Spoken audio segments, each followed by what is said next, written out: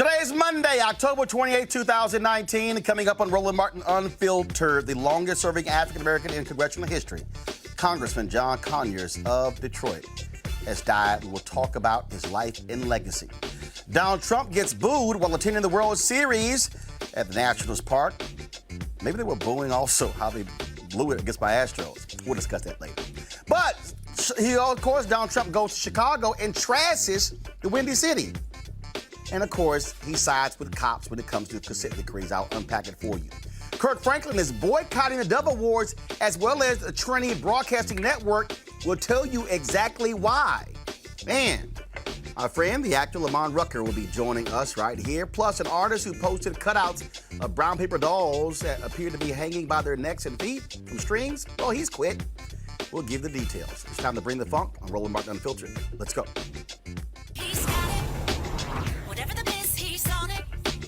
Whatever it is, he's got the scoop, the fact, the find. And when it breaks, he's right on time and it's rolling. Best believe he's knowing. Putting it down from sports to news to politics. With entertainment just for kicks, he's rolling. It's Uncle Roll, y'all. It's Roland Martin, yeah. Rolling with Roland now.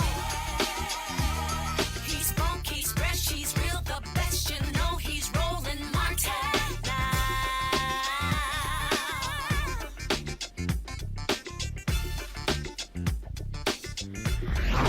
Martin! The longest-serving African-American in history in Congress, Congressman John Conyers of Detroit, a founding member of the Congressional Black Caucus and the person who first introduced the Martin Luther King Jr. holiday, has died. A family spokeswoman said that Conyers died in his sleep at his Detroit home of natural causes. Conyers has a rich legacy that should be celebrated. He came to Washington, D.C. as a congressman in 1965 when there were only 6 Black House members. That same year, he was a co-sponsor of the Voting Rights Act of 1965. He traveled to Selma and worked with Reverend Dr. Martin Luther King Jr. And after King was assassinated, literally days after, it was Conyers who introduced a bill to make the birthday of Dr. King a federal holiday, and then fought for nearly 20 years to see it happen.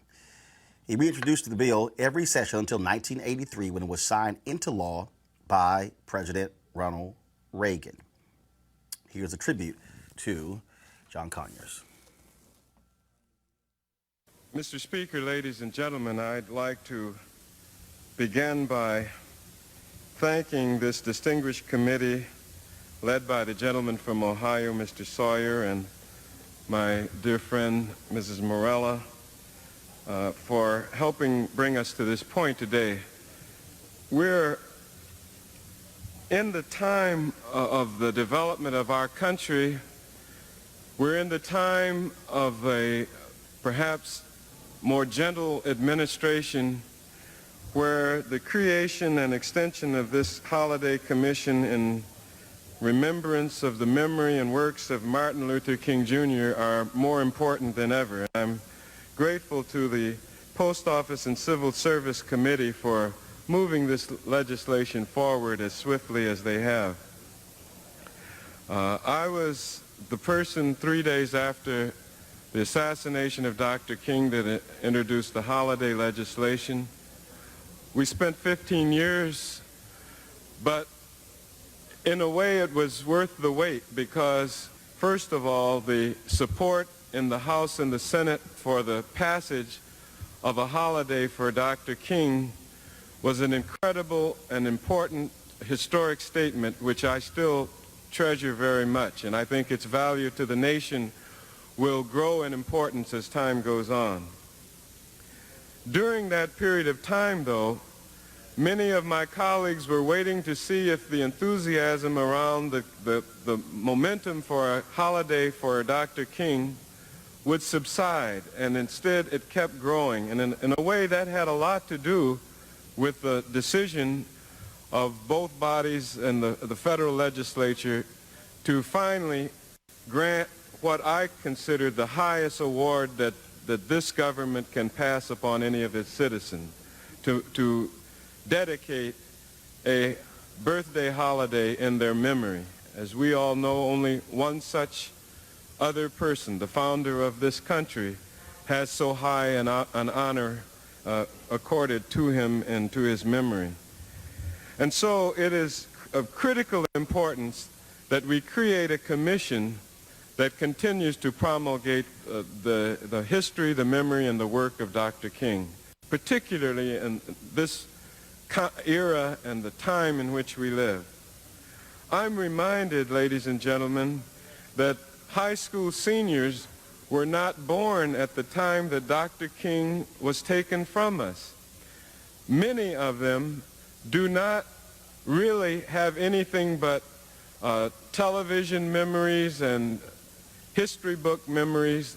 They do not remember the poignant and vivid issues of struggle and movement that made us decide, along with most Americans, that this holiday celebration was worthy of this particular American. And so as we go on, as time moves on, the importance of this commission becomes more important, not less important. Thankfully, there were Americans who came in with startup money to get us moving. I am pleased that we're putting $500,000 into this project annually. I suggest to you it's a very, very tiny amount, but I think it does make a very strong and persuasive statement that we're going to continue the memory of Dr. King now that we have made his memory a part of the American history by recognizing him every year. So I'm pleased. I'm almost as happy as I was the day that the Senate added their blessing to the holiday bill itself. I was there, and it is one of the most important things that I consider myself having contributed to in the legislative process in my career. And so I'm humbled by all of you who have joined in, the overwhelming support, and I urge the speedy enactment of this measure. Thank you very much. Conyers was one of 13 black reps to found the Congressional Black Caucus in 1971. President Richard Nixon refused to recognize the group, leading them to boycott the 1971 State of the Union address. He was later discovered to be on Nixon's infamous enemies list. Joining me right now to discuss the legacy of John Conyers is Congressman Al Green of Texas. Congressman Al Green, glad to have you on the show. First and foremost, a lot of people don't realize that Rosa Parks was run out of Alabama. It was John Conyers who hired her when she moved to Detroit, who helped her find a place to live as well. Absolutely. And he was more than an employer. He was a person who extended the hand of friendship at a time of need. And as you indicated, she received a job, but he also helped her to relocate to Detroit. He was a great humanitarian, the kind of person who was looking for someone to serve. He wanted to be of help and did an outstanding job in Congress. I remember when I met him, I was with Mickey Leland.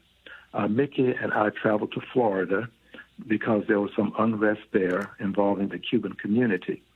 And when we arrived, Mr. Conyers was there, and I've always referred to him as Mr. Conyers, was there, and we met with him.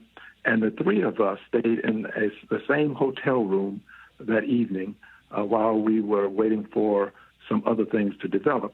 He was just a kind and gentle person, but he was a very thoughtful, sage-like person. He had institutional knowledge that was invaluable. He was a chairperson of the Judiciary Committee, as you well know, from 2011 to 2017, and he made a difference in the lives of people who were on that committee. And my hope is that he'll be remembered for his work here in Congress, as well as for his humanitarian spirit that he had.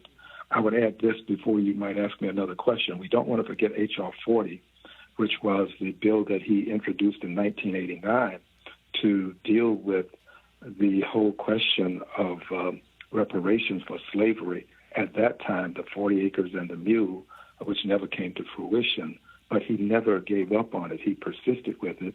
And now Jackson Lee from Texas, Sheila Jackson Lee, has taken up the cause.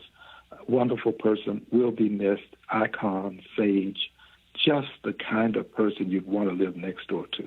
He was forced to resign because of sexual harassment allegations, and I think it is no shock when you look at how folks are using that to define his legacy. It is very interesting. I'm going to read in a moment a statement from President Bill Clinton as well as Secretary of State Hillary Clinton. There's been no statement from Speaker of the House Nancy Pelosi. I have yet to see a statement from President Barack Obama. What do you make again of, in many ways, the silence? I mean, this was a man who served 53 years in Congress, longest serving African American in history. Do you believe it is fair for folks who want to define Congressman Conyers' tenure based upon why he was forced to resign as opposed to what took place over those 53 years? Let me also add that he was the dean of the House of Representatives. After the demise of Mr. Dingell, Conyers became the dean. And I indicated incorrectly that he served as chair from 2011 to 2017. He served as chair from 2007 to 2011. He was the ranking member on the other occasion. I think that we should not overlook his history and his service. I think that we should do things such as what we will do tonight. That will be an opportunity for us to go to the floor and make our statements about Mr. Conyers. You said we. Who is we? The CBC? The Congressional Black Caucus. Got it. I think we should do it. I think it's important for us to do this. I don't mean to in any way give the implication that other people should not, but it's important that we not forget who he was and cherish his memory. I do believe that it is appropriate for a statement to be developed by the House of Representatives by and through the Speaker of the House. I do think that persons who hold leadership positions should acknowledge the good things that he has done and not allow what appears to be a circumstance to negate all of the other things that he did. I would not support that. And that's why I'm on this program, because I think that he is a person who lived a decent life and which ought to be acknowledged. Congressman Al Green, we really appreciate it. Thank you so very much. And of course, I got to say this: you're on the phone. You can't see me. I got my Houston Astros gear on, so of course, being from Houston, I'm sure there are people in D.C. not happy to see you today after they lost the last 3 games to our Astros, but they'll get over it. Well, one more, and we're done. But I must say this to you. This has been quite a comeback. People will have to acknowledge it's been one of the greatest comebacks ever to see the way the Astros have come out of Houston having lost 2 games and then to win 3 games in a row. It's fantastic. Well, Houston folks, we don't give up. Congressman Al Green, I appreciate it. Thanks a lot. Brother. Thank you. All right, now let's go to another congresswoman from Texas, Congresswoman Eddie Bernice Johnson. She is going to join us in a second. I want to read the statement, though, from President Clinton and Secretary Clinton. This is their statement. I'm going to read it in the screen, so guys pull it up. John Conyers was a champion for justice and equality who spent more than half a century in Congress, fighting for the people of Detroit and beyond. He made our country stronger in many ways, including co-sponsoring the Voting Rights Act and taking a crucial role in the creation of Medicare, and as a ranking member of the Judiciary Committee. During another period of extreme division, he rose above the fray time and again to defend the facts, the law, and the Constitution. He had great gifts of intelligence, knowledge, and determination, and made the most of them. Hillary and I send our thoughts and prayers to his family. Again, we're going to have Congresswoman Eddie Bernice Johnson in just 1 second. I want to introduce our panel right now. Dr. Avis Jones-DeWeaver, political analyst. Dr. Julian Malveaux, economist, president emerita, Bennett College. Robert Patillo, civil rights attorney. For all of you, Avis, I'll start with you. Again, in normal circumstances, a member of Congress serves this long, 53 years, dies at the age of 90. glowing tributes Yes. from members of Congress and former members. Yes. That has not been the case with Congressman John Conyers. Absolutely. Completely disrespectful. There is just no excuse for it, period. As you mentioned, Speaker Pelosi definitely should be putting out a statement. Yes. Former President Obama should be putting out a statement. And I'm glad that the Congressional Black Caucus will actually be, in essence, memorializing him on the floor. But the fact that his colleagues in Congress, other colleagues in Congress, and that President Obama has chosen to be absent from recognizing his decades of service to this nation, it's really inexcusable. I have no excuse that I can even think of that would justify this lack of recognition. Robert, I want to go to you, and what I'm doing, so I'm going to pull up the CBC statement that they actually sent out earlier. Go ahead. Well, I think it's also important to kind of contrast the reaction to Conyers to Katie Hill, where you've had Democrats coming out and breaking their neck to support her, to say that she did nothing wrong in her interactions with her staff and interns and her throuple.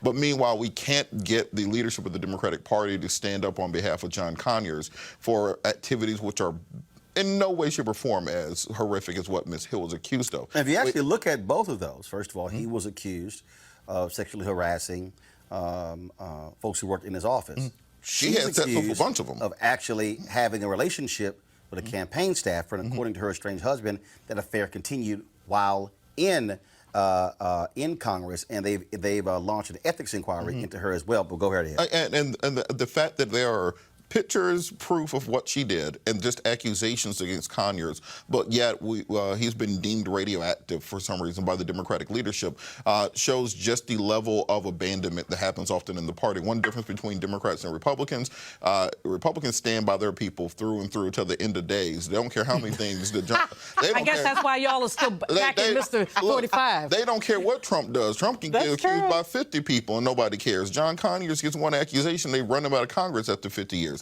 I think the main thing that people can do to honor the memory of John Conyers is pass H.R. 40. Well, I fully agree with that. I mean, I'm a member of NARC, the National African American Reparations Commission, and John Conyers was our boy, our buddy. I mean, he had our back. We got the first hearings, first CBC legislative forums, because Congressman Conyers insisted that we were going to have that. He participated, although he was the congressman and the leader. I mean, he'd come to a meeting and sit down with everybody else. He showed up. He was just in COBRA, National Blacks for Reparations in COBRA. But anyway, he was just there in Detroit a few months ago in July. So the H.R. 40, he basically, just like the King holiday, where he had that for 15 years, with H.R. 40 from 1989 until now. And he could not get the whole CBC to co-sign onto H.R. 40. But now Sheila Jackson Lee has it. We've gotten a little publicity, and we're hoping that this will move on. But he really was a stalwart. And I'll say the last time that we met, that NARC met, we're in New Orleans, and it was just as he was resigning. And the sisters on the commission, myself, Nkechi Taifa, Joanne Watson, former councilwoman from Detroit, we cut a video, which I was been looking for all day. But we cut a video saying, look, we have his back. We do not believe in the double and triple standard. We want to know why people are not looking at some of the things that have happened to black women in terms of rape and incest and all of that. But we put out a statement. We circulated widely to say we have this man's back. And I still stand with his back. Now, whatever he did at the end of his life, one might also, well, I'm not going to go there, but raise questions about whether or not he was, quote, in his right mind. But because some of the things just seem to be unbelievable. And, you know, people get the attitude of piling on once there's one accusation. Everybody else, oh, yeah, that happened to me, too. Not really. One of the women who accused him was actually using his stationery to try to get some probation for her husband. Just saying. But in any case, Roland, we in NARC, we in the reparations movement recognize this brother as a leader and as somebody who went out on a limb even when he didn't have a lot of back. I mean, I think it's tragic that the whole CBC from 1989 until now did not sign on for H.R. 40, which is not cutting checks for people. It's just saying, can we study this and can we suggest a remedy? I want to read the actual statement of the CBC. First of all, we had a couple of CBC members who were supposed to join us. They had to go to the floor to vote. And so we're going to be paying tribute to Congressman Conyers between now and his funeral. So we will certainly be having more CBC members on. Here's a statement the CBC issued. The Congressional Black Caucus mourns the loss of one of its founding members, the longest-serving African-American in Congress and the former dean of the House. Congressman John Conyers, a son of Detroit and champion of civil rights. Mr. Conyers lived a life dedicated to serving the community in which he was raised. He leaves a legacy of more than 5 decades of systematic change that continues to transform our country for the better to this day. Congressman Conyers was a veteran and a soldier in the civil rights movement. After serving in the Michigan National Guard and the United States Army, he turned his efforts to voting rights and participated in the 1963 voter registration effort in Selma, Alabama. He was first elected to the House of Representatives in 1964 with the endorsement of Dr. Martin Luther King Jr. and immediately tapped Rosa Parks to serve by his side. Congressman Conyers quickly became a trailblazer for liberal issues that eventually became mainstream. Just 4 days after the assassination of Dr. King, Congressman Conyers introduced a bill to create a federal holiday in his honor and reintroduced the bill every year for 15 years until it was signed into law. Mr. Conyers continued his pursuit of voting rights in Congress as a lead co-sponsor of the Voting Rights Act of 1965. Mr. Conyers was an ardent opponent of the death penalty and fought for police brutality oversight. Now a major issue in the Democratic presidential debates, Mr. Conyers was the first to introduce the expanded and improved Medicare for All Act, legislation to establish a government-sponsored single-payer health care option to control costs. Mr. Conyers also championed the issues of reparations by introducing a bill to establish a commission to study the issue of slavery and race relations in America, which he fought for consideration every year. His fight for justice extended to international issues as well. Mr. Conyers was an early leader in the anti-Vietnam War movement, in addition to the anti-Iraq War movement. He was also a vocal opponent of South Africa's apartheid politics. Congressman Conyers joined Congressman Ron Dellums and other CBC members in confronting President Nixon about imposing sanctions against South Africa. When it became clear he would not act, Congressman Conyers joined Congressman Dellums in introducing legislation to that end and was even arrested at a protest in front of the South African embassy. Congressman Conyers chaired the Government Oversight and Reform Committee, formerly the Government Operations Committee, and was the first African-American to chair the influential Judiciary Committee. For the Congressional Black Caucus, Congressman Conyers was more than a founding member. He was a guiding light. He will continue his vision by serving as the conscience of the Congress in pursuit of justice for all Americans. We extend our deepest condolences to his wife, sons, family, and friends. So when you read all of that, that is not somebody who was just sort of there. Right. No, it's disgraceful that Nancy Pelosi, Speaker of the House, whose back he had, I don't know how many times. It's disgraceful that she hasn't had anything to say. We don't expect 45 to say anything. We really don't. So there's that. But there's so many others. I would expect the Michigan delegation, Roland, to have come out with a statement. Right. You know? The whole Michigan delegation. Yes, exactly. And we haven't seen that. I've talked to people in Detroit today. They are not happy with what they see. They are, in fact, folks in Detroit are very angry. African Americans say that this is an affront to his legacy. It's an affront to African Americans. Wendell Anthony, of course, who is the president of the Detroit branch of the NAACP, put out a lengthy statement as well. Some of the stuff that we covered, but I want to go ahead and say this here. This is what he said. John Conyers was more than just a congressman. He was the go-to guy. He served as the first African-American chairman of the House Judiciary Committee. Anyone who wanted to move issues dealing with labor, human rights, South African apartheid, civil rights, women's rights, even before the Me Too movement, federal judges on the bench or presidents in a pinch would see John Conyers. He was the only politician ever to be endorsed by Dr. Martin Luther King Jr. He stood in the middle of the street calling for calm during Detroit's most devastating rebellion in 1967. He stood in the gap against President Richard Nixon, even making the famous enemies list. He was not afraid of the Strom Thurmonds and the Jesse Helms. He made us all proud as he stood with Dr. King in bringing forth the 1965 Voting Rights Act. John Conyers never lost his commitment to justice and equality. He later says, whether it was fighting for Haitian refugees, fair housing, reform in our criminal justice system, or national health care, John Conyers was always out front. He had a tirelessness that often put younger and yet-to-be seasoned politicians to shame. He was not afraid to stand alone in defense or in advocacy of policy and programs that uplifted the lives of people. His office in Washington was a repository for assemblies of common people, strategy sessions for political allies, a comfort zone for those who needed to refuel their political tanks, and a rhythmic getaway to those jazz connoisseurs who just wanted to chill.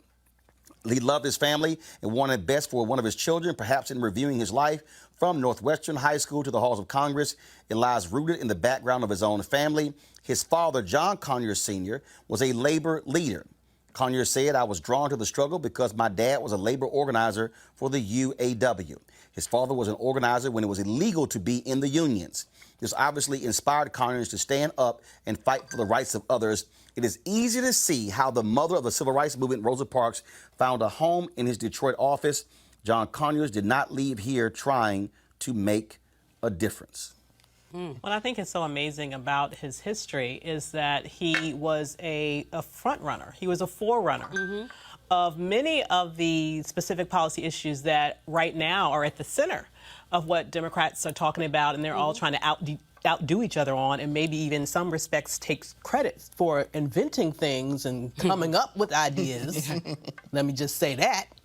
You know, but if you think about his history as being the first one to push forward towards Medicare for All, as being the first one to put legislation that would sort of start this movement towards reparations, as was mentioned, the King holiday, as was mentioned, fighting against police brutality prior to Black Lives Matter. So all of these issues that we are still struggling with today, to think that he did this at a time where he stood alone and he still pushed for it over and over and over again. And that's why I say the fact that he is not being treated with the respect that he should at this moment is particularly disappointing and angering. And I think one thing we have to remember, something that was kind of circulating online during the last set of protests and social justice movements were these T-shirts from the young millennials saying, "We are not our ancestors." And that got on my nerves.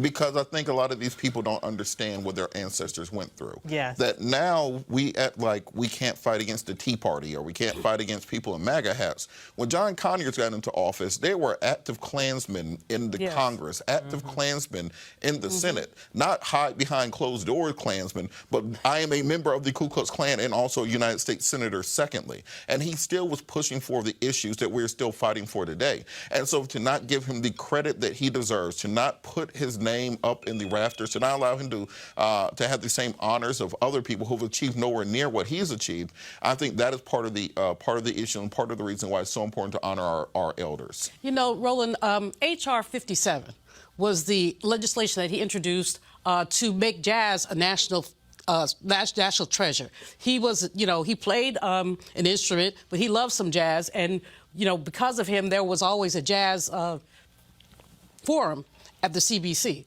But that's something, I mean, so many folks get so serious and they're not looking at the cultural aspects of what we do. And so even though he was a very serious man, was very focused, he also knew how to basically smell the roses, enjoy the jazz.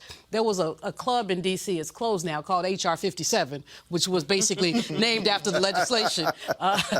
And they have not been able to stay open. But it was a really great club. And I always think about him in the context of jazz because sometimes when you heard him speak, you could hear the jazz in his voice. You see him moving, you know, from one subject to the other, almost like sampling. And so, you know, I cherish those memories and cherish the fact that we had the opportunity, many of us, not to know him as a legislator, but really as a buddy, as a friend, as someone you could break some bread with. Well, I'll tell you what, folks, I always enjoyed messing with Congressman John Conyers. He was a member of Kappa Alpha Psi. Sometimes he would have his red jacket on, and trust me, every time we would see each other, it was always an Alpha Kappa battle. But it was always great to see him. I'll be perusing my archives for some photos, be sharing with them later this week. And so again, it was always great to see him. I gave a speech, actually gave us several speeches in Detroit, and he would always make it a point to show up at those speeches. And so he was indeed someone who cared about the issues, was very, very quick to also praise the next generation and to encourage them as well. And so we, of course, certainly appreciate all that he meant. As I said here on Roland Martin Unfiltered, we're going to pay tribute to Congressman Conyers every single day up until his funeral because he certainly deserved it. Got to go to a break. When we come back, we'll talk this weekend. Criminal Justice Reform Forum took place at Benedict College. Woo! Things got a little hot. Senator Kamala Harris turn that joint upside down?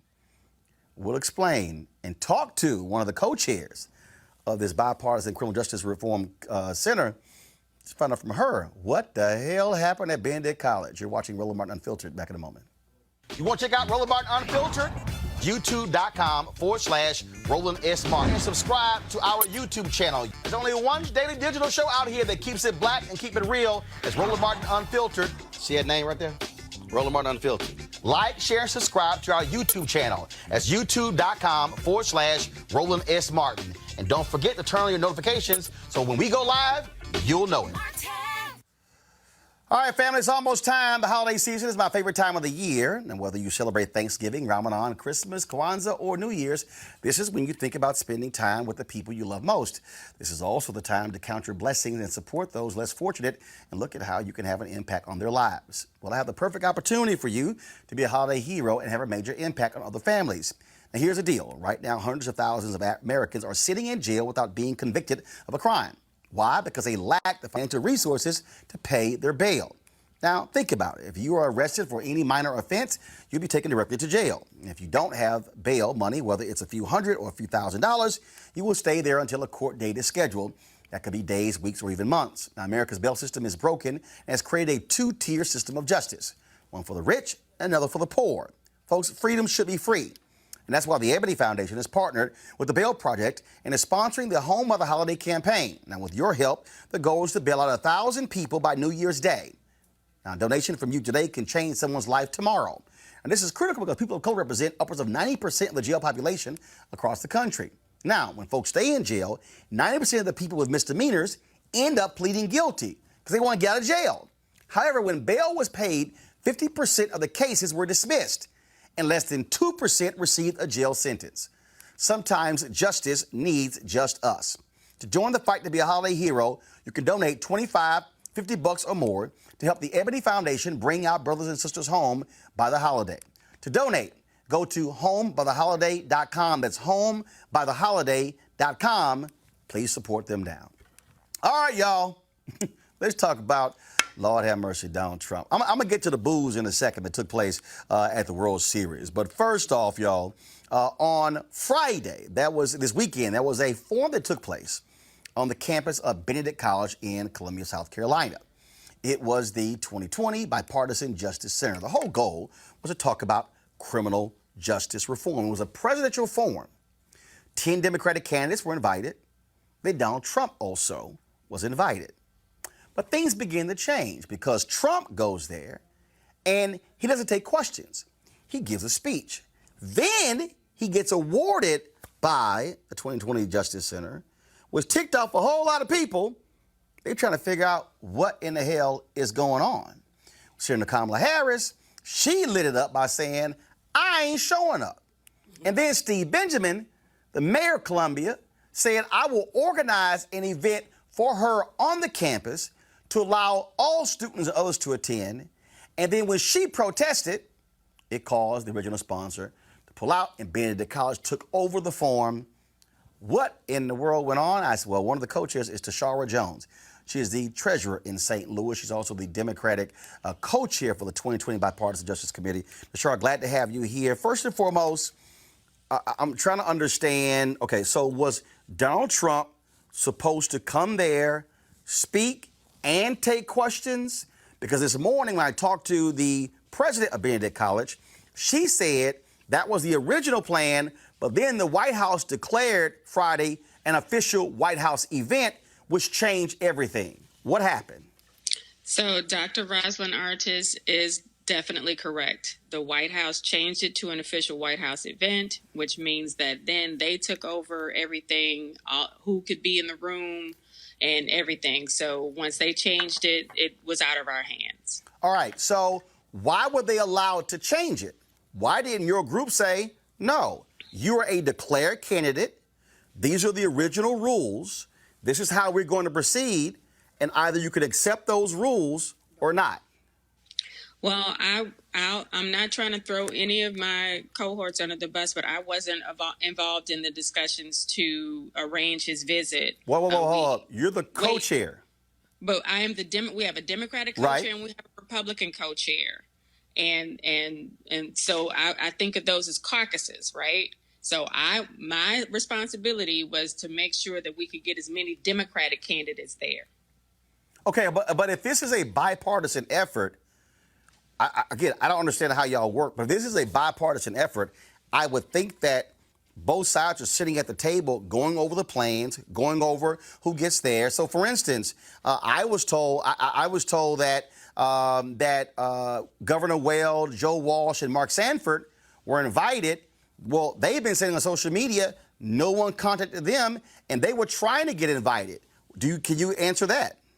I cannot, because again, all I was responsible for was the Democratic side. As the Democratic co-chair, I was in conversation with the campaigns that I could get in touch with to see if they wanted to come, to send them letters of invitation, to confirm the details, to confirm, to pass them off, to make sure, what part of the schedule, which day they were on, because we split them up between Saturday and Sunday.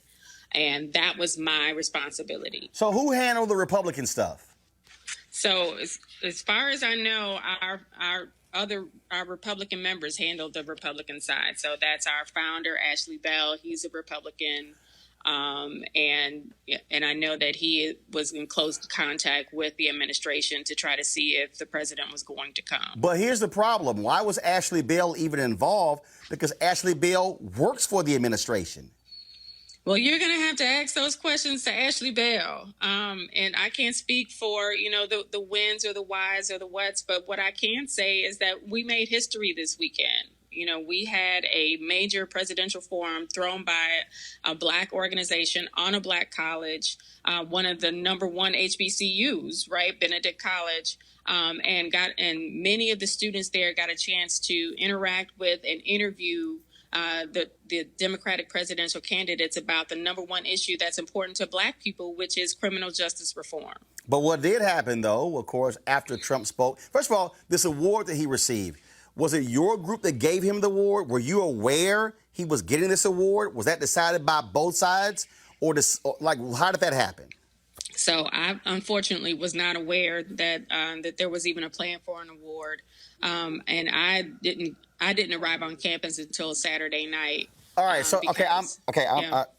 I'm just confused. I'm just being straight up. I'm familiar with the group in that I remember some stuff that in 2016 they were trying to get me to attend a particular event, but I'm really confused here. Okay, so this is just sort of how my brain works. Mm-hmm. If I'm a part of a bipartisan group, then I'm thinking that the Democratic people, Black people, are sitting in a room with the Republican Black people, and both are communicating over all of the details, so we're on one page.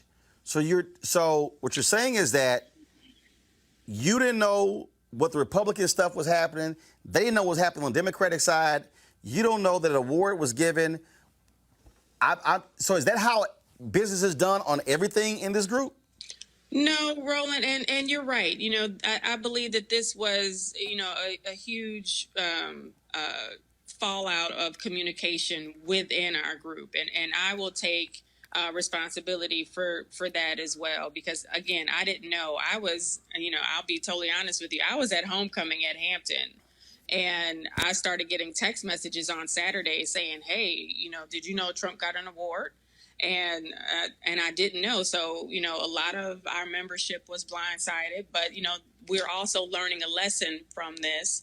We can either take this as a learning experience and move forward in a more organized fashion, or not. And I think we're going to do just that. We're going to make sure that we are all on the same page, that everything is communicated, and that everybody is that everybody's on the same page with all of the details going forward. So, for instance, one report said that only 9 Benedict students were able to attend. When I talked to Dr. Artis this morning, she said there were another 30-some-odd students. She said she counted them.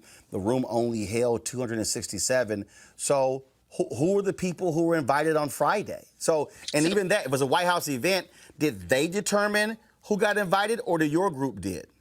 No, so again, when the White House declared it an official visit, they made all of the invitations. So it was South Carolina politicians and their guests and White House staff and press corps.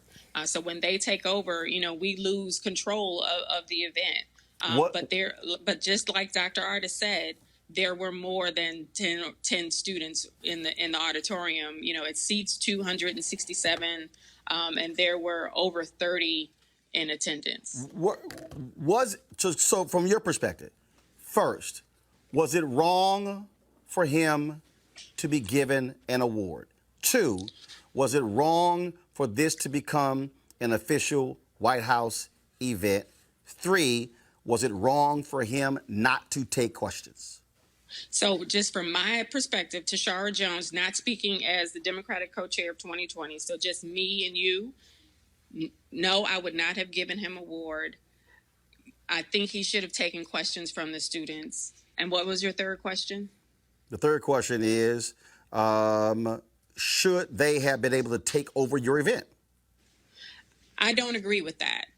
But, the White House does a lot of things that I don't agree with. So, Senator, I think that go ahead. This was an opportunity for students to have one-on-one interaction with the president, and that didn't happen. Senator Kamala Harris was supposed to be there on Saturday. She said that she was going to pull out of the event in protest, was going to have her own event. Then we were told that that 2020 pulled out as the presenting sponsor, and Benedict College took over the event.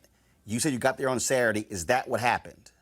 No, I wouldn't say that is exactly what happened, because I spoke Sunday morning, and also closed out the event by giving students the instructions for the HBCU straw poll that we're conducting with all the HBCUs in South Carolina. But I will say that, our staff was still there interviewing the candidates. Every candidate that was interviewed on Saturday and Sunday was interviewed by a 2020 member or introduced by a 2020 member. And also our staff was behind the scenes helping with production for the event. So basically it was still a 2020 event. In conjunction with Benedict College. I want to make sure that Benedict College gets its due. Their staff and faculty and students really showed up and made this event a success. But it's also, to be perfectly honest, it made Benedict look bad because people on social media were trashing the university, were critical of the university, and frankly, they've had to go into damage control. Initial report said that students were locked down in dormitories, forbidden to leave. In talking to President Artis, she said that it's common when you have motorcades, the presidential motorcade coming. She said the same thing happened when President Obama came to campus. And so all this drama around it actually hurt Benedict. Yeah, and I would also say it hurt our organization as well. When the White House changed it to an official visit, protocols changed and guest lists changed, and a whole host of things just were up, just thrown up in the air, and we had to adapt. But I would say that Saturday and Sunday, I spoke to some students myself, spoke to some other people who attended. The students really enjoyed themselves. And again, were able to interact with candidates. I was backstage with several of them as they were interviewing Elizabeth Warren and really giving her some hard questions. So I don't think that would have, we have to have these conversations about criminal justice reform, and why not on a HBCU campus, because it affects our kids more than anybody else. All right, then. I would love to connect with the Republican co-chair, to have them on this show to explain what took place. I think they have some answering to do, and they need to do so and talk directly to black people, because this was positioned as a black organization, a group of black Democrats and Republicans talking about criminal justice reform, and frankly, that got overshadowed as a result of what took place here. It did, and that's unfortunate, but I also think that, we want people to remember that, again, we made history by having this important discussion with 10 candidates and a sitting president on the campus of an HBCU. And one of those 10 candidates may well be our next sitting president. So they hopefully will remember this visit, the time that they spent with the students of one of the top universities in the HBCU network. All right, Tashara Jones, we certainly appreciate it. Thank you so very much. Thank you. Good to see you. Thank you. I want to go to our panel here. Bottom line is, the Democratic side, people in this group here, they got screwed. They did. And I just don't understand how you have a bipartisan organization that don't do stuff in a bipartisan way. No, it's like two different organizations under one umbrella dealing with parallel tracks. Benedict College got played. What you had on Friday was a Trump rally on an HBCU campus. They flew in Republicans from across the country. This Ashley person, Ashley Bell, again, who used to be a Democrat, flipped to Republican. Ashley worked for the administration. So he's a founder of the group, but he was a Democrat. But he works for the administration. Why in the hell is he involved in the planning of this event when he worked for one of the declared candidates? So, basically, again, it's regrettable that the college got played, because it's always good to see people on an HBCU campus. But this was a Trump rally on an HBCU campus. And he did not And that's what he wanted. He wanted the photo op. And Walter Kimbrough, the president of Dillard, he tweeted, he said, I won't call this a Trump visit to an HBCU unless he took questions from HBCU students. And he wouldn't take questions. Students were sequestered. They were told to either go home for the weekend or stay in their dormitories. True, whenever there's a motorcade, there is some security. But young people their First Amendment rights were shut down. Many of them want to protest. They were not able to do that. They were told that if they did anything, they would be subject to disciplinary action. Now, back in my day in the 70s, all you had to do was tell me I was going to get disciplinary action, and I'm like, okay, it's on.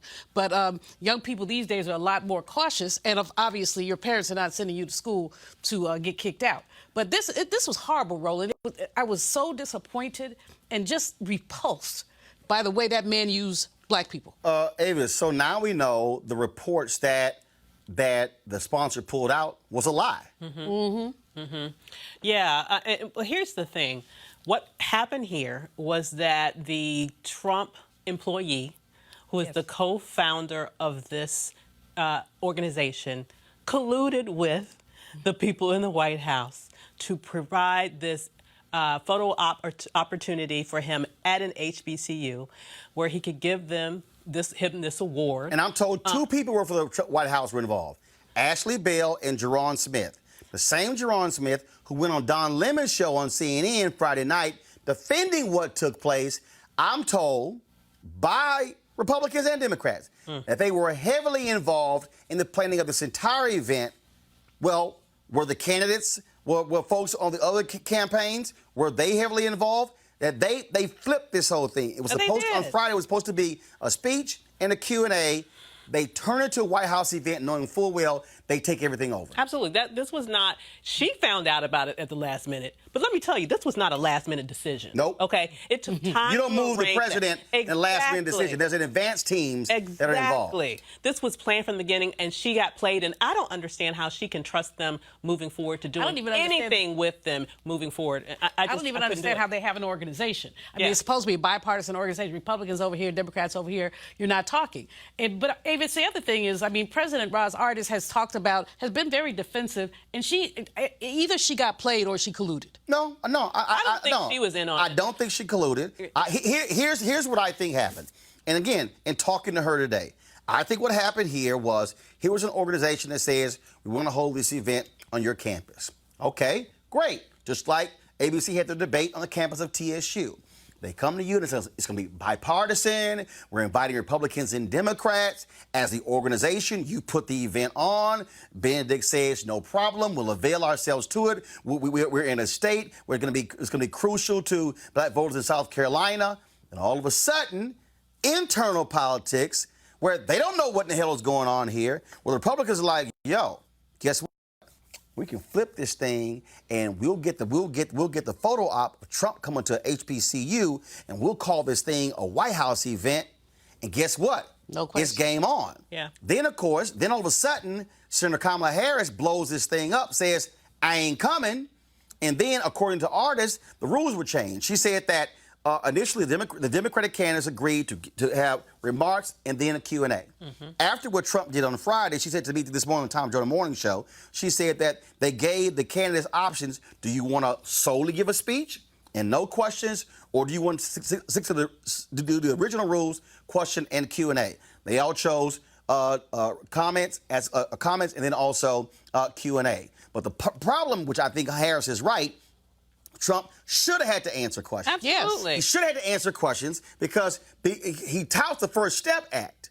But by asking questions, they would have been able to ask him about why is it that you are against police consent decrees? Why are you using federal prisons? Why are you sitting here on one hand talking about I'm touting first criminal justice reform, but over here contributing to mass incarceration? Never getting to ask any questions because now it's a White House event. That was the game. Benedict got played. Yeah. And this is why the message to any HBCU moving forward is you should be involved in every step of the way, all the planning, and you know what all the rules are, and you say, unless these things happen, no candidate will be able to step foot on this campus to avoid the photo op and getting played. Absolutely. But you know, one of the things I was going to say super quickly, this was advertised as a candidate forum. A presidential forum. Exactly. He was not supposed to. It was not characterized that he would come there, Trump, give a speech. He was supposed to be a forum participant, right, just like the rest of them. The other thing, though, Abe, but guess what? But again, you talked about other Republicans didn't get invited, right? Which says Ashley Bell, Jerron Smith, and to all the Republicans in this 2020, did y'all collude to keep the other Republicans out? Absolutely, and of course they did. But the other thing, Avis, you said earlier, you don't move a president around. It's not last minute. No. So I do believe. I mean, Benedict College has a security force. They have people who do logistics. This was not a surprise. Now remember, he was still coming. So first of all, the logistics side, he was still coming. What changed is that you had the same advanced team, same security, whether he was in a forum or giving a speech. The difference by making it in the White House forum is that they began to invite the other outside people. Right. Still, if I'm Benedict, I'm sitting here going, now if I'm Benedict, like when all of a sudden this is a White House event, now at that point, if I'm Benedict, I go, oh no.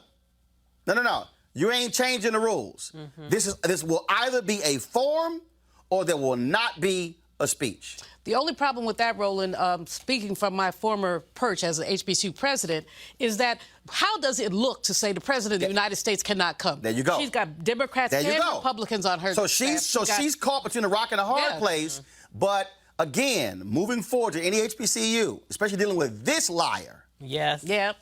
You better say to anybody, we going to be involved in this thing or not. Now, I got to go to break when we come back.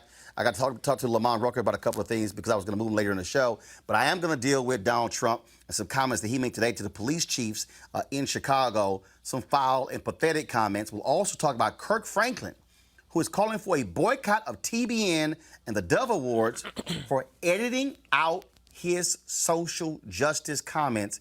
Wait until you hear what the Dove Awards and TBN did to Kirk Franklin for the second time in 3 years. That's next on Roland Martin Unfiltered. You want to support Roland Martin Unfiltered? Be sure to join our Bring the Funk fan club. Every dollar that you give to us supports our daily digital show. There's only one daily digital show out here that keeps it black and keep it real as Roland Martin Unfiltered. Support the Roland Martin Unfiltered daily digital show by going to RolandMartinUnfiltered.com. Our goal is to get 20,000 of our fans contributing $50 each for the whole year. You can make this possible. RolandMartinUnfiltered.com.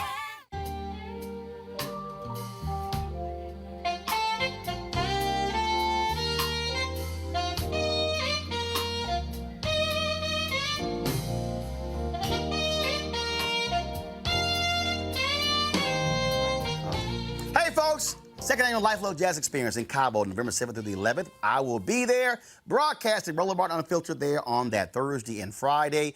If you want to participate, if you want to come out, it's going to be a grand time. 14 amazing acts. Go to lifeluxejazz.com. But if you cannot make it, you can still check out the live stream. You can have a guest pass, folks, $10.99 to watch all of the concerts over the course of 3 days. I'm talking about some amazing artists That, of course, is my frat brother, Gerald Albright. Of course, we had Kirk Whalum on the show last week. He's going to be there as well. Some of the other people who are going to be in the house, actor, comedian Mark Curry, oh my goodness, Donnie McClurkin, Alex Bouillon, Raul Madon, Incognito, Pieces of a Dream, Average White Band, Shalea, Roy Ayers, Tom Brown, Ronnie Laws, Ernest Quarles. Man, it's going to be jam-packed. If you want to get the live stream, go to gfntv.com. That's gfntv.com, gfntv.com. You can watch all 3 days, live stream, all the concerts right here on your phone, on your iPad, on your computer, just for the cost of $10.99. So we certainly want you to do that, and we look forward to the Luxe Jazz experience there in Cabo.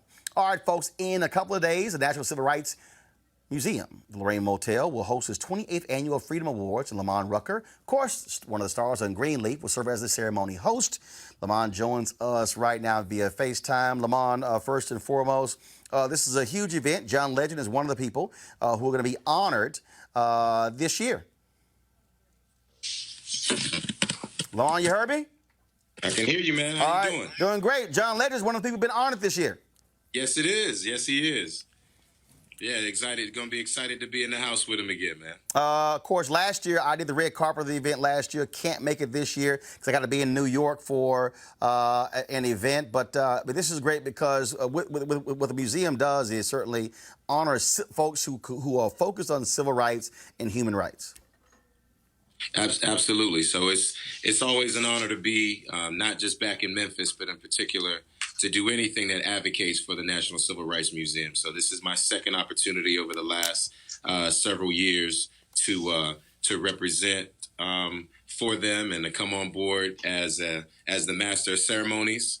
And so we've got a great group of honorees, and in addition to John Legend. So looking forward to a great event, and like I said, honored as always to be here in Memphis and to be the master of ceremonies. Well, a lot of people don't realize people think of this museum as being a Memphis museum, but it's the actual National Civil Rights Museum. That's right, and it brings people in not just from across the country, from all over the world. When I stopped by again this afternoon, we were with several people from a number of different countries. So it stays busy all year round, and there's people who understand not only the importance of Dr. King's legacy, but again, just the global value of the fight for equality, justice, and human rights, everywhere. So it's real cool that Memphis, Tennessee, although maybe not always for the most joyous reasons, but this is a legendary city with an incredible legacy. And although Dr. King spent his, final moments here, it's actually been a source of inspiration for people all over the globe. So it's incredible to turn something that might be sour into something that resonates everywhere. All right, then. Well, Lamont, we look forward to it. And last year, we streamed. The ceremony took place, but over the weekend, we actually streamed the whole ceremony, and we look forward to doing it again on Roland Martin Unfiltered. So good luck with it. Tell everybody at the museum I said hello, and hopefully I'll see him in 2020. You got it. All right. Always good to talk to you, brother. All right, brother. Thank you so very, very much. Thanks a lot. My man. All right, folks. Got to go to a quick break. When we come back, we'll talk about crazy Trump in Chicago, trash in the city. He said it was worse than Afghanistan. So how easy was it for your ass to fly in and out? This is Roland Martin Unfiltered. You want to check out Roland Martin Unfiltered? YouTube.com/Roland S. Martin. And subscribe to our YouTube channel. There's only one daily digital show out here that keeps it black and keep it real. It's Roland Martin Unfiltered. See that name right there? Roland Martin Unfiltered. Like, share, and subscribe to our YouTube channel. That's youtube.com/Roland S. Martin. And don't forget to turn on your notifications so when we go live, you'll know it. Oh, yeah, over the weekend, the Houston Astros played the Washington Nationals, beat them in 3 straight games, took a 3-2 lead. But and last night, of course, was Game 5. Yeah, I had to say that. Yeah, you just had to say that. I did. That's why it's not mandatory, Roland. I know. That's why I wore the Astros World Series. Be a gracious winner. That's why I wore the Astros replica ring. Zoom in on that, please. Yeah, I know. Good. Henry's a Nationals fan, but he's a bandwagon one because he didn't see any gear now. See, Henry only wears National stuff when they're winning. They're losing. So this here is the floating, Roland. Yeah, this here is the that's the furthest it goes in. This is the Houston Astros, the replica of their 2017 World Series ring. Looks great, doesn't it? And so the Astros sent that to me.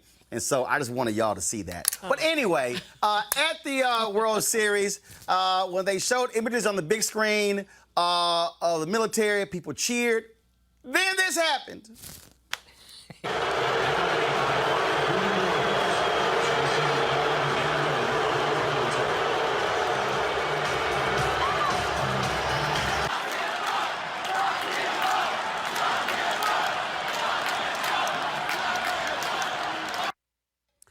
Well, seems that Mika and Joe over at MSNBC were none too happy with that, saying that was just not right, how they're being treated, the respect for the office of the president, including Democratic Senator Chris Coons said the same thing. And I keep saying, please. I'm sorry, the day he decides to respect the office is when I will respect the office again. I said that in 2017 on ABC This Week, saying I will not call him president because he doesn't act like a president, and he acts like a petulant, narcissistic child. A schoolyard bully. Right, and what you saw were people expressing their viewpoint, and I was glad that they did. And so I don't give a damn. He should be viewed because he is shameful, pathetic. He's a grifter. He has turned the Oval Office into a cash register for his family. I mean, literally, Ivanka got all those patents in China. He's opening hotels all over the world. His kids travel with Secret Service protection to advance their business interests. Now, if they were right when they were doing their business work, not their political work, the government would be reimbursed. They're not going to do that. Having Pence fly across Scotland, all the way across Scotland, 200-some miles, so he can stay at his resort. Grifter is the best word to put. Con artist. There are just so many other words to use. Avis? Well, I was happy to hear that. Because, as was mentioned, I mean, he deserves it. He has well earned that rebuke. But what I find interesting is that I'm sure he was shocked. I mean, thought it was really funny to see the shift on his face when the crowd went from cheering for the military to booing him, and then the shock, I'm sure, that he must have felt when he heard the chant coming back right at him that he started in the last election. But this time, tailored lock to her him up, now it's lock him up. Lock him up. And what I think is very interesting here is, just like he did in Benedict, he is used to creating his own audiences. He's used to surrounding himself in the White House by yes men and yes women. He's used to going to all these campaign rallies where basically you have a whole cult members that are there only. And so he's not used to being out with the public to really see how he's really perceived. And so I think that action really was a reality check that he needed. And in honor of the Nats, I'm wearing their color today because I'm like, hey, they did the right thing, and I'm proud of them for doing it. Yeah, okay, all right. Well, It's short because they ain't winning. Okay, Roland. Roland is like a sore winner. No. Losers, but Roland Let me is be a real sore clear. Huggy Lowdown and Chris Paul were talking ignorant, mad trash on the Tom Joyner Morning Show when they went up 2-0. And I said, you might want to think twice. And this morning, Huggy couldn't say nothing. Even hung up his phone on his own segment because I was killing him. It could have dropped. All I'm saying is, if you're going to talk, now his call didn't drop. You don't know that. He was subdued. He was in a state of depression. Oh, come on. And I trolled the hell out of him on Instagram. Oh no. I'm gonna play it at the end of the show. I ain't gonna play it right now. But I hit him with something. But the Nats fans was represented last night. Yeah, they did. That's right. The signs, with the veterans for impeachment. You sure they were that's why I was loving was the veterans for impeachment. Right. Yeah. I thought they were born losing 8-1. But you're right. They were born Trump. All right, y'all. Speaking of the orange one, this fool spoke to the International Association of Police Chiefs today in Chicago. And all he did was trash the Windy City. But there is one person that's not here today. We're in Chicago. I said, where is he? I want to talk to him. In fact, more than anyone else, this person should be here because maybe he could learn something.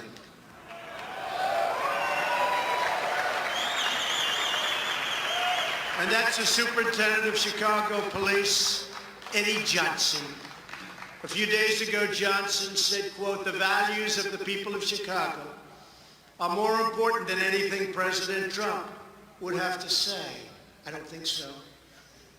Because that's a very insulting statement after all I've done for the police, and I've done more than any other president's ever done for the police.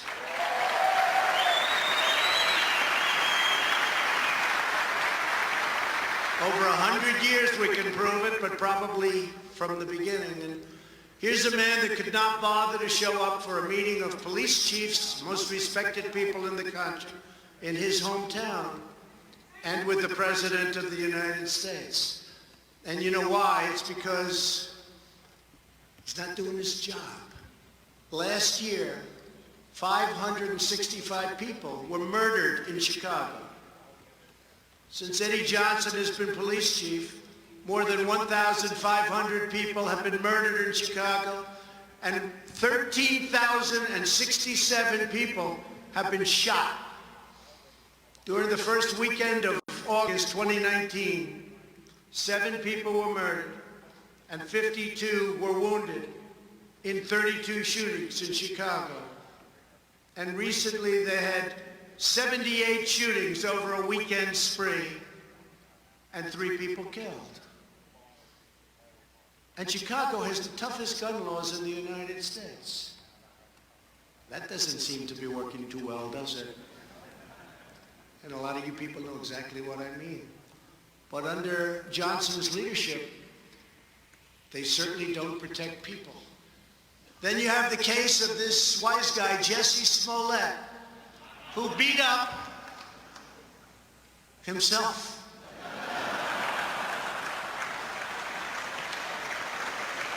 And he said MAGA country did it, MAGA country.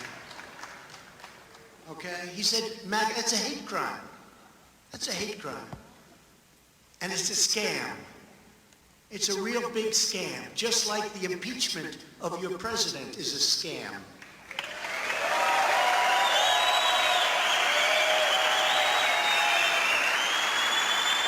And then you look what's going on. Smollett is still trying to get away with it. He would have been better off if he paid his $100,000 bill. Chicago is, unfortunately, the worst sanctuary city in America. Chicago protects criminals at a level few could even imagine. Last year in Cook County alone, ICE asked local law enforcement people to please, pretty please, we beg you, we'll do anything necessary to stop crime. We want to stop crime. Please detain 1,162 people, please. But in each case, the detainer was denied. And Eddie Johnson wants to talk about values. No. People like Johnson put criminals and illegal aliens before the citizens of Chicago. And those are his values. And frankly, those values to me are a disgrace. I will never put the needs of illegal criminals before I put the needs of law-abiding citizens. It's very simple to me.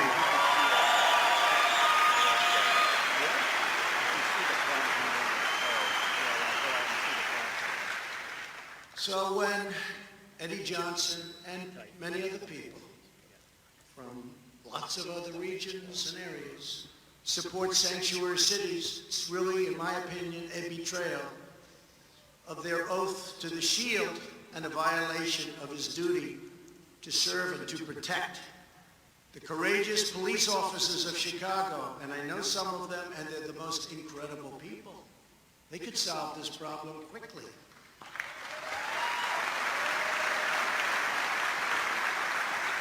It's embarrassing to us as a nation. All over the world, they're talking about Chicago. Afghanistan is a safe place by comparison. It's true. Police officers of Chicago are entitled to a police superintendent who has their backs and knows what he's doing. You're entitled to a police superintendent who sides with you, with the people of Chicago. The people want this.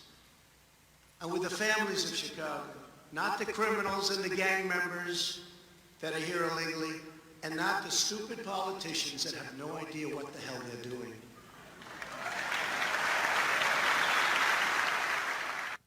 Now, Donald Trump also spoke about consent decrees. Here's what he said.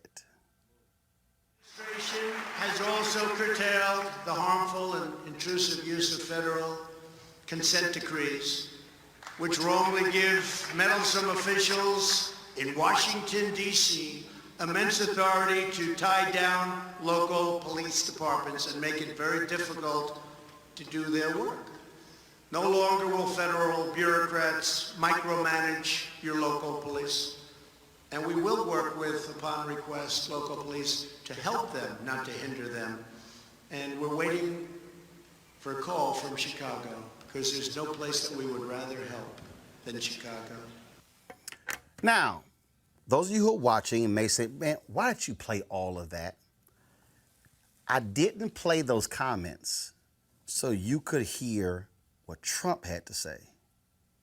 Julian, I played it so they can hear the applause. Yes. Yep. At the police chiefs.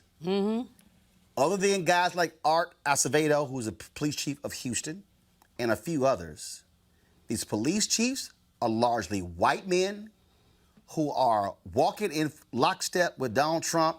And when he talked about consent decrees, that was the first thing Jeff Sessions did when he came in, tried to get out of the consent decree in Baltimore. Then this SOB has the nerve to talk about the police chief in Chicago, but guess what they try to do?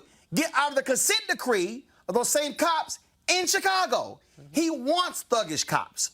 He wants cops But he said that. brutalize people. He wants cops who have no accountability. And these police chiefs are like, that's our guy, because we want to do whatever we want with impunity.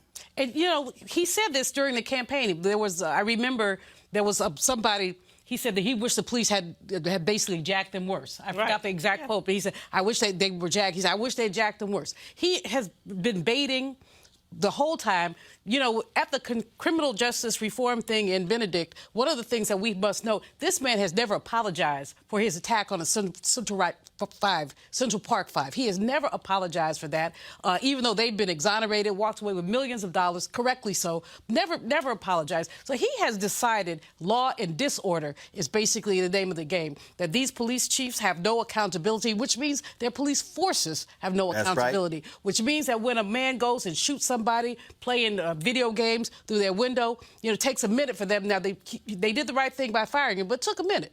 When there are just so many cases. And when we were to talk about San Bernardino, man puts his hands up and they shoot him anyway. So these police chiefs have been running roughshod over citizens. And for him to stand there and attack the black man who is the police chief in Chicago is absurd, but also lets you know who he is, and what he's all about. And Roland, you were very kind to call him an SOB. I mean, we could go a little lower. No, look, first of all, the problem I had with, why did I say that? That's what he called NFL players. See, this is where me, Mika, and Joe don't agree. See, and also Michelle Obama. See, Mika in her Instagram post tried to invoke Michelle Obama by saying, you know, as Michelle Obama said, when they go low, we go high. No, they go low, they hit you below the belt, I'm going to hit your ass in your ankles. Because I'm sorry, the way you deal with a bully is you punch a bully back. Absolutely. This man wants no accountability. He has no issues with how police are acting. He never speaks against them, and he wants these road cops roaming the streets, doing whatever they want. And we tell that story, oh, we can quickly solve what's happening in Chicago. Oh, Chicago has tough gun laws. But he won't deal with the fact that Indiana, the line is like right across the street, and most of the guns are coming from Indiana, Mike Pence's state, where he used to be governor. Well, he's very selective in terms of his ability to be in favor of law enforcement. Because if you look at what he does and what he did here, he's very much in favor of law enforcement that is about using brutal force against black people. But when you look at our intelligence agencies, who are seeking to enforce the law against him and his lawlessness. He has absolutely nothing good to say about law enforcement. So I find it very interesting that he only appears to be praised and praising those Klan-like elements of law enforcement that really focus their efforts on brutalizing black people. But when we talk about our intelligence agencies, when we talk about those people who have spent their careers protecting this country from illegal actions, and they found him caught up in a web of activity that they found in terms of legal, and it's not just them. Right. We had that Senate bipartisan commission come out and say that there was proof that they also agreed that Russia was involved with the previous election. So he has nothing good to say about law enforcement when it comes to his illegal activity. But when it comes to people who are sitting there spending their careers abusing black folks, he has everything good to say. And here's what's laughable about Afghanistan. First of all, if he flew to Afghanistan, he couldn't say it in advance. It would have to be, it would be radio silence, kept quiet, out of fear of the terrorists knowing. Mr. But everybody knew he was flying into Chicago. Absolutely. So to sit here and act as, oh, Chicago is Afghanistan is not as bad as Chicago. Mr. Bone Spurs does not have the guts to go to Afghanistan. So let's just be very or any place else where there's danger. I mean, if you look at basically his record before he became president, he was a wuss and a punk, basically, and he's still a wuss and a punk. Like when he skipped out on that rally in Chicago when the bros showed up. But, you know, the thing about this, Roland, he has adhered to his assertion that he could shoot somebody on Fifth Avenue and get away with it. Now what we know is that he can meddle with the Ukraine and ask for quid pro quo and get away with it, that he can meddle basically closing aspects of federal agencies and get away with it, that he can defy Congress and get away with it, that they can subpoena people and he tells them don't show up. So he basically, and let's be clear about what this is about. Republicans have given him a pass. They've said they know what the law is. They didn't give him a pass. No, they're not giving him a pass. They've said, no, we're going to give you the pass. Well, I believe they are getting, I believe they're all getting help from foreign actors, not just Donald Trump. I believe that the Russians and perhaps other foreign countries are, and we saw proof. The Ukrainians that were just arrested. You had several Republican congressmen and the governor of Florida come out and say, we need to give money back that they just gave us. So they are buying off the entire GOP. What we're seeing right now is someone who is incapable of playing fair. He only knows how to win if he can tilt the situation. And that's exactly what he's trying to do now with the election. And that's exactly why he is at every given chance berating law enforcement that is investigating him, because he knows that he doesn't have control over that situation and he knows that he is involved with illegal activity. All right, y'all. All right, I'm going to go to a quick break. When I come back, I know I'm going long today, but man, we just had way too much stuff. This is about to blow y'all away.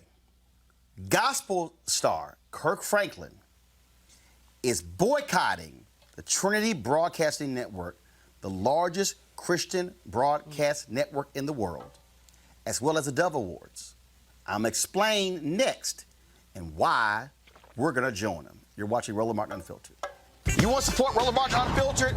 Be sure to join our Bring the Funk fan club. Every dollar that you give to us supports our daily digital show. There's only one daily digital show out here that keeps it black and keep it real as Roland Martin Unfiltered. Support the Roland Martin Unfiltered daily digital show by going to RolandMartinUnfiltered.com. Our goal is to get 20,000 of our fans contributing $50 each for the whole year. You can make this possible. RolandMartinUnfiltered.com. All right, now many of us know Kirk Franklin as one of the top gospel artists in history. Folks, not somebody who's very controversial in terms of a brother who focuses on his music, but my man from Fort Worth, Texas, is not happy. Y'all, he posted this today on his Instagram account. Folks were blown away by what he had to say. And if you want to understand how white Christians feel about social justice that impacts black people, listen to what they did to Kirk Franklin. Today, I feel like quitting. I am heartbroken that I even have to share this with you. In 2016, I was blessed to win an award for Best Gospel Artist at the Dove Awards. Many of you may not know the Dove Awards in comparison are the Christian Grammys, like the Stella Awards or the Gospel Grammys. For so long, the terms Christian and gospel for many are code words for white and black, which history may teach us was a setup for this unfortunate place we find ourselves in today. During that award speech, I felt the responsibility as a Christian and a man of color to address the civil unrest at that time that was plaguing our country with the killings of Philando Castile and Walter Scott, just to name a few, by white police officers. And at the same time, the horrific killings of 5 Dallas police officers by an African American. I called upon the audience to join me in remembering that as Christians, when we say nothing, we're saying something. After a standing ovation, we prayed and stood in unity for all the families affected by those tragedies. We all felt that moment that there was a shift in the climate of our separate worlds.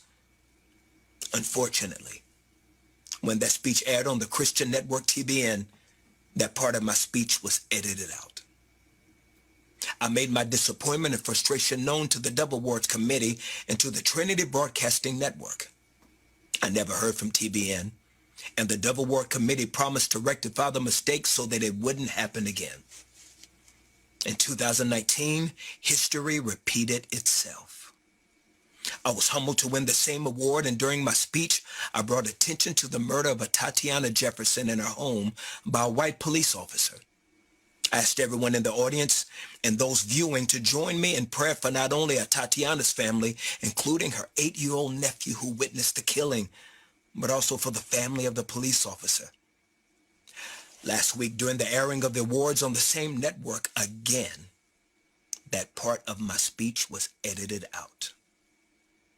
So now, after a meeting with the Dove Awards Committee and representatives of TBN, I've made the decision after prayer, consultation with my team, and my pastor, Dr. Tony Evans, to not attend any events affiliated with or for the Dove Awards, Gospel Music Association, or TBN until tangible plans are put in place to protect and champion diversity, especially where people of color have contributed their gifts, talents, and finances to help build the viability of these institutions. I am aware that the word boycott often has a negative connotation and finality to it, but my goal will forever be reconciliation as well as accountability. It is important for those in charge to be informed. Not only did they edit my speech, they edited the African American experience. I'm not asking those in the gospel community to follow my decision. No, this is my personal choice to take a stand and hold responsible those in positions of power to acknowledge the issues in our separate communities that have existed from colonialism to Jim Crow. To many of the issues facing us today, I pray there will be a significant change from this hurtful experience. I look with anticipation for that day of healing, and I'm committed to contributing to that process. In the end, we will not remember the words of our enemies, but the silence of our friends. I know Kirk Franklin is saying it's just him, but I dare say any black preacher, any black evangelist, and any black artist who goes on TBN should tell them, I will never come on again until you apologize to Kirk Franklin, until you fix this and remedy what took place. He should not be standing alone. This is pathetic. The fact that a Christian man who is from Fort Worth, Texas, spoke about the shooting death of Tatiana Jefferson. Today is the day of rage. People all across the country are highlighting her case. And they have the audacity to cut it out. You know why? Because at the Dove Awards and TBN, they are white, conservative, evangelicals who are more in line with Donald Trump and these MAGA people who don't want to criticize these white police officers, who don't want to speak against police brutality, who love talking about their being pro-life, but say nothing about the life of Artiana Jefferson, nothing about the life of Rekia Boyd, nothing about the life of Aiyana Jones, and numerous other African Americans who are killed. They say nothing. Mm-hmm. And then have the audacity to edit the man's comments out? You know, Roland, all I have to say is that was a powerful statement he made. It reminded me of Dr. King's letter from the Birmingham jail, where he really talked about as he said, the silent white clergy who stood by and watched Dr. King be jailed, watched him be beaten and the others be beaten, and was silent. They talk about Christianity, but do unto others as you would have done unto you. So they want to get their behinds beat by policemen? Or had their kids shot through a window by policemen? You know, that what you do for the least of these, you do for me? I mean, these people are not Christian. They basically wrap themselves around a Bible, or wrap a Bible around themselves, and sin. Everything they do is a sin, because basically they are attacking life. As you said, life. You can't say you're pro-life and watch people be shot. Right. Yeah. I mean, let's just be very real about who we're talking about here. These white evangelicals have historically and to this day preferenced race over what they claim they believe in terms of their religion. If you look even at what they're saying today, even beyond this issue, there's been lots of research that shows that they think that they preference, for example, their support for Trump over any of their Christian values. I mean, when you think about what he has done and what he continues to do in his life, to sit there and praise him and raise him up like this shows you who they are. And, you know, it makes me believe that, for example, switch people. I believe that if Kanye West had been there, spouting his ridiculousness, what he had to say would not have been edited at all. No, not but at all. because you have an artist who has a black consciousness, who is willing and brave enough to talk about a black experience, that is not something that they want to allow in that lily white space. And so when you look at the history of evangelicalism and how they specifically pushed out black people, this to me is quite in line with who they are. And just like the brilliant Dr. Maya Angelou said, when someone shows you who they are, believe them the first time. But you know, people in the black Christian community who've been on this network, who've been to these, they need to follow. Who are currently on the network. They need to follow Kirk Franklin, because basically what they have become for these people is a profit center. Absolutely. They are a profit center, and they're being played if they believe that these people care about them. They are being exploited, but perhaps they don't care because they need the visibility. Why don't all these churches get together and start their own darn network, as opposed to basically sitting at Massa's feet, asking Massa for crumbs? And that's literally what they're doing. I admire what Kirk Franklin said, but I would be much more buoyed by his statement if we saw 1,000 ministers say, I'm there too. If we saw the Christian community, I can go watch that mess. Right, and they need to publicly. But see, here's the other piece. Not just black preachers. Yo, go to my iPad. I'm looking here. These are featured programs on TBN. I dare say that Beth Moore should say, until you apologize to Kirk Franklin and change, pull my program. Joyce Myers, same thing. Pull my program. I'm looking on here, Bishop T.D. Jakes, pull my program. I see something down here called C.C. Weiner, Let Them Fall in Love. C.C., pull your program. Charles Stanley, pull your program. We know Franklin Graham ain't gonna pull a damn thing because he don't care about black folks. But I'm saying Dr. Tony Evans of Dallas, pull your program from them. Ed Young out of Houston, we know you ain't gonna do nothing because you had that foul crap you had to say about, of course, Roy Moore supporting him in Alabama. We know you're not gonna say nothing at Second Baptist Church in Houston. Oh yeah, you didn't think I know that, huh? Yeah, let's see who else is on here. Greg Lowry, pull your program. We know Mike Huckabee gonna do a damn thing because he agrees with that crap. But I'm reading some of these folks here who have shows on TBN. John Gray, pull your program from there. Joel Osteen, pull your program from there as well. Kenneth Copeland, all you care about is money, so we know you ain't pulling jack. So you want to keep getting that money. But as I go down here, all these folks, if you are white and you supposedly care about social justice, You should tell TBN and the Double Wars that they are dead wrong. And so I'm going to tell you right now, we're going to stand with Kirk. We're going to keep this pressure on. And what we're going to do is we're going to call each one of these folks and ask them, are they going to stand with TBN and the Double Wars, or are they going to stand with Kirk Franklin? And that's going to determine whether or not you actually care about the black experience, that you care about social justice. And so this is not, let me be real clear, y'all, because we also covered that crap with the Word Network when Kevin Adele was joking around with George Bloomer.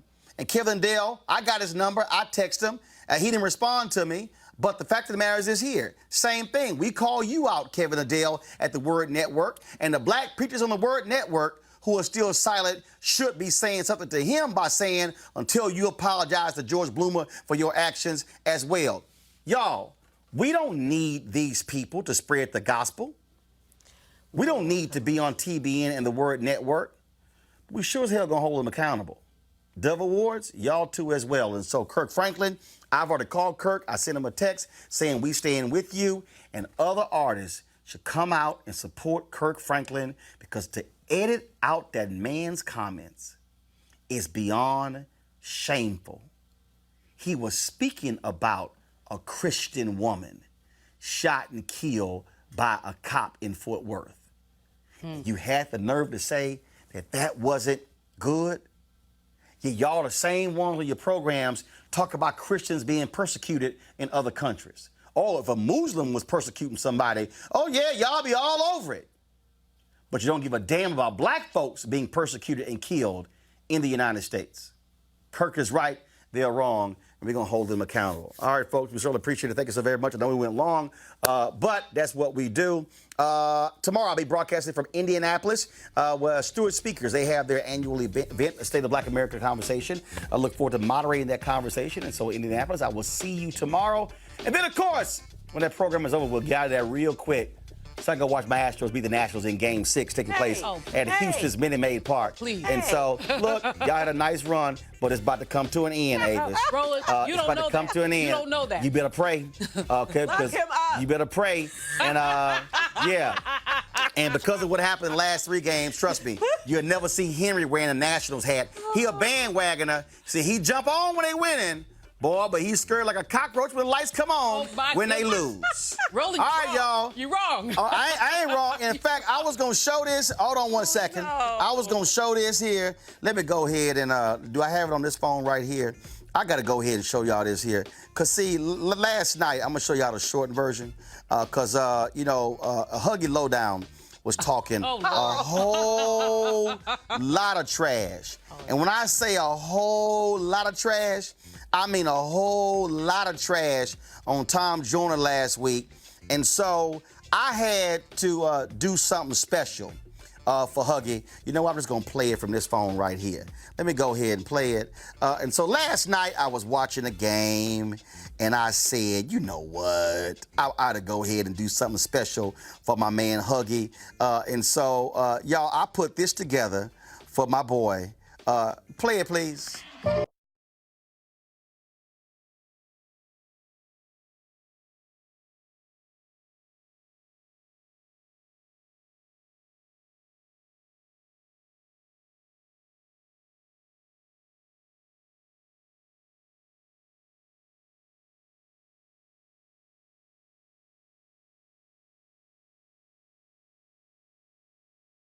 Okay, so then I'll do a short version. This was later in the video, y'all. Go to.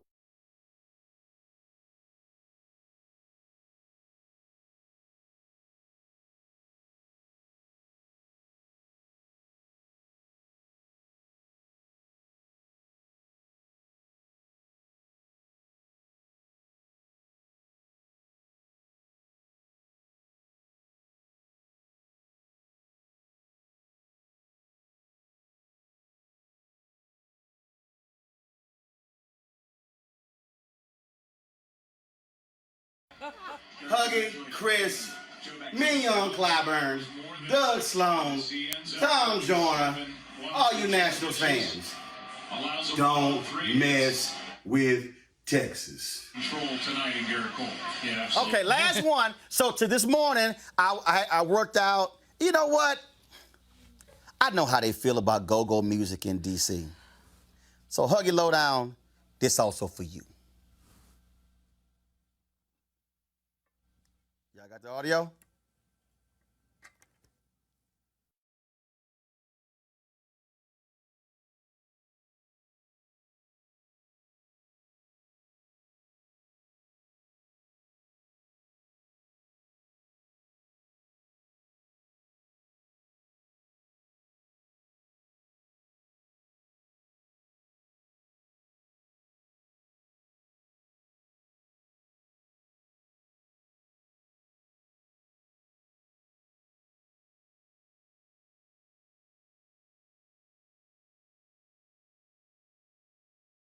Roland, you What? ain't right. Hey, all I'm saying is, if you're going, I warned them last week, don't go there. I'm going to get you back. And I got them back. Game 6 tomorrow night in Houston. Y'all better win now. I got to go. Yeah, It don't matter. You talk Because so guess much. what? They can't troll that good. No, I'll tell you what. They can't troll that good. You talked a whole lot of Dookie today. They can't troll that You good. have talked a whole lot of They Dookie. can't troll You better that good. pray that they win, 'cause I'm good. otherwise we I gonna got get the you. socks. I got the sock. We good. It's all good. All right, I got to go. Holla!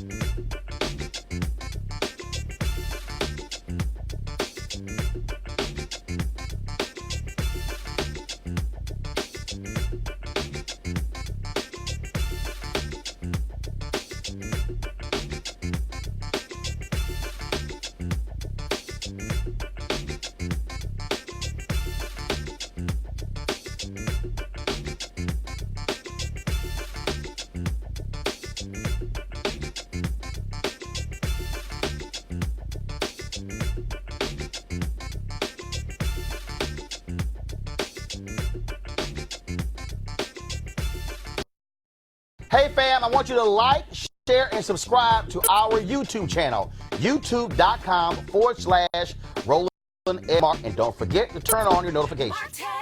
You want to support Roland Martin Unfiltered? Be sure to join our Bring the Funk fan club. Every dollar that you give to us supports our daily digital show. There's only one daily digital show out here that keeps it black and keep it real. As Roland Martin Unfiltered. Support the Roland Martin Unfiltered daily digital show by going to RolandMartinUnfiltered.com. You can make this possible. You want to check out Roland Martin Unfiltered? YouTube.com/Roland S. Martin. And subscribe to our YouTube channel. There's only one daily digital show out here that keeps it black and keep it real. It's Roland Martin Unfiltered. See that name right there?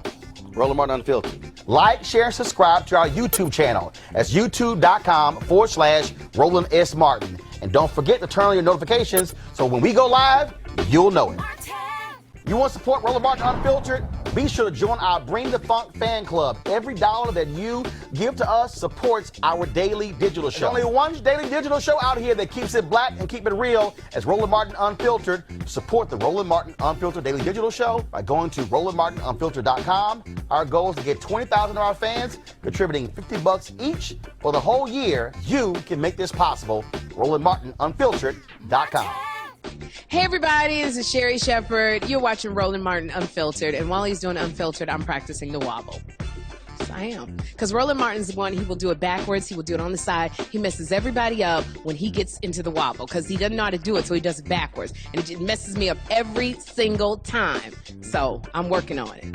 I got it. You got Roland Martin.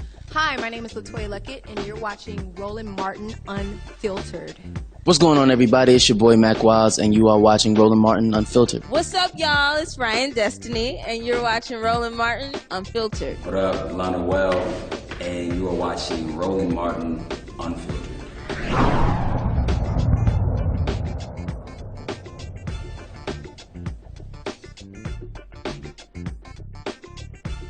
Hey fam, want to check out Roland Martin Unfiltered, the blackest show on all of digital, cable, and broadcast. Check out our audio podcast.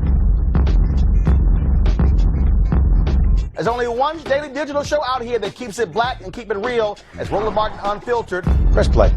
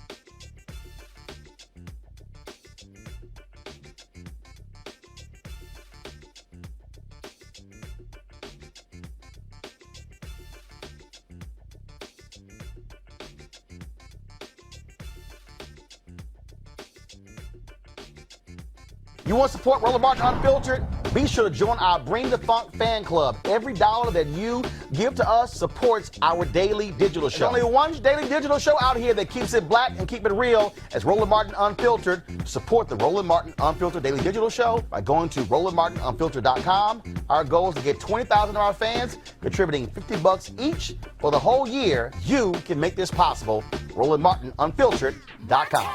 This is Diala Riddle, and you're watching Roland Martin Unfiltered. Stay woke. This is Director X, the director of Superfly on the red carpet or the black carpet, and you're watching Roland Martin Unfiltered. Yo, what up, y'all? This is Jay Ellis, and you're watching Roland Martin Unfiltered. Hi, I'm Chaley Rose, and you're watching Roland Martin Unfiltered. I'm Lex Scott Davis, and you are watching Roland Martin Unfiltered. Hey, what's up, y'all? It's your boy Jacob Lattimore, and you're now watching Roland Martin right now. You